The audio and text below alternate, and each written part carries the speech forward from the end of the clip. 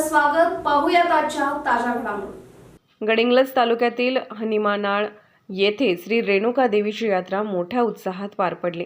शुक्रवार दिनांक 13 रोजी दुपारी 4 वाजता श्री रेणुका देवीस गोड पुरणपोळीचा नैवेद्य रात्री 10 वाजेपर्यंत भाविकांनी दाखवला. रात्री जोगतिनीचा श्री रेणुका देवीचे आधारित गाण्यांचा कार्यक्रम पार पडला. पहाटे 6 वाजता श्री रेणुका देवी परशुराम सत्यम्मा देवीच्या पालखीचे पाटील चव्हाण गल्ली ते नांगरे गल्लीतून बस स्टँडकडे पालखी रवाना झाल्या.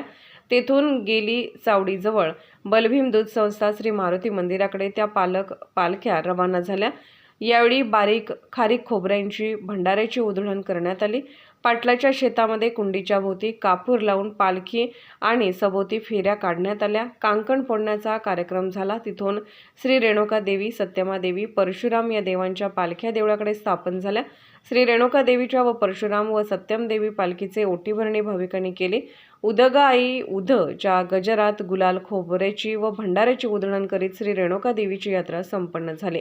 SB न्यूजसाठी हनिमळीहून बबलू कांबळे.